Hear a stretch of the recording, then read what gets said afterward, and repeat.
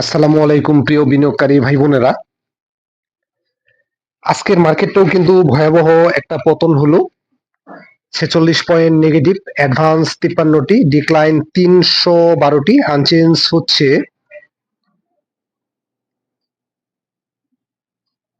19টি।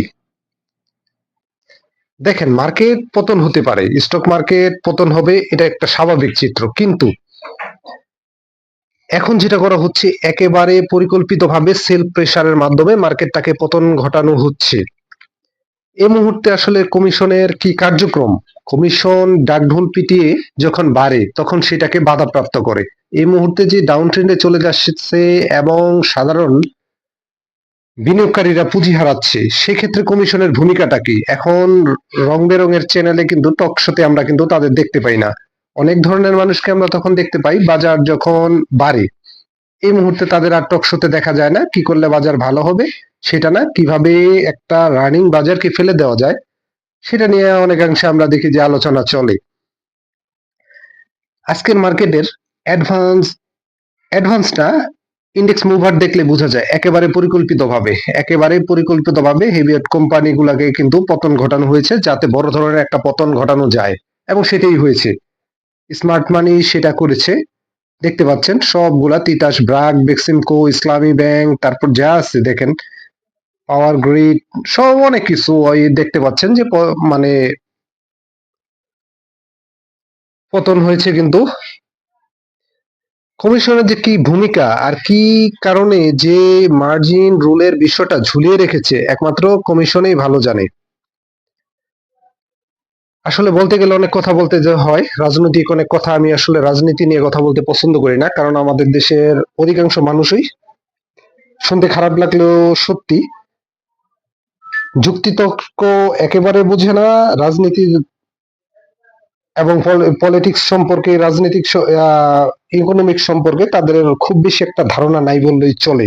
এবং বাঙালির একটা সমস্যা আছে, যেখানে যুক্তিতে পারে না সেখানে আসলে গালিগালাজের আশ্রয় নেয়। এটা একটা মূর্খতার একটা বিষয়। যাই হোক, ওই দিকে আমি যাব না। তবে এই মুহূর্তে কমিশনের অবশ্যই উচিত একটা পদক্ষেপ নেওয়া এবং মার্জিন রুলস ইস্যুটা অনেক আগেই চাইলে সমাধান করা যেত। কেন করেন নাই সেটা তারাই ভালো জানেন।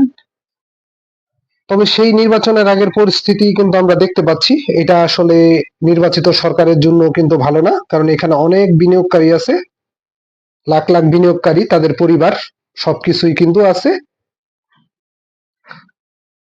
দেখেন, মার্কেটে আপস এন্ড ডাউন হতে পারে, যে কোনো স্টকের প্রাইস ডাউন হতে পারে, প্রাইস ফল করতে পারে, এটা স্বাভাবিক চিত্র। কিন্তু একেবারে আপনার 52-53টা স্টক অ্যাডভান্স আর সব নেগেটিভ, এটা তো মেনে নেওয়ার মতো না। তবে এই মুহূর্তে বিনিয়োগকারীদের আসলে খুব বেশি কিছু করার নাই, আপনারা ধৈর্য ধরেন।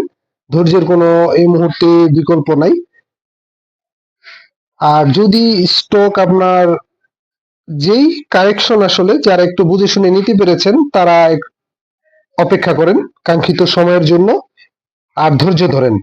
আর কমিশনকে বলবো, বিষয়টা আসলে সিরিয়াসলি নিয়ে, আপনারা হালকাভাবে না নিয়ে সিরিয়াসলি নিয়ে বাজারটা ভালো করার চিন্তা ভাবনা করেন। একটা দেশের স্টক মার্কেট আসলে এভাবে চলতে পারে না।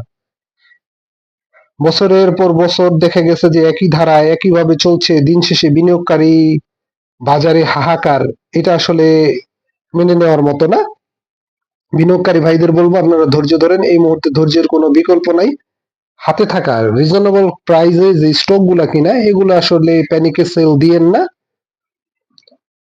তবে এন্ট্রি নেওয়ার থেকে এবং এভারেজ করা থেকে বিরত থাকেন।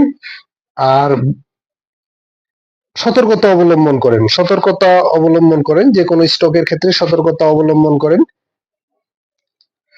আশা করি মার্কেটটা ঘুরে যাবে। ঘুরে যাওয়া আজকে উচিত ছিল। কমিশন আসলে, আমরা এই মুহূর্তে কোনো বক্তব্য বা তাদের কোনো কিছু কিন্তু আমরা দেখতে পাচ্ছি না। অ্যাক্টিভিটিস কিন্তু একেবারে চোখে পড়তেছে না, এটা আসলে ভালো কথা না। ধন্যবাদ, ভালো থাকেন। এই মুহূর্তে ধৈর্য ধরেন। ধৈর্য ধরা ছাড়া এই মুহূর্তে আসলে করণীয় কিছু আছে বলে আমার মনে হয় না।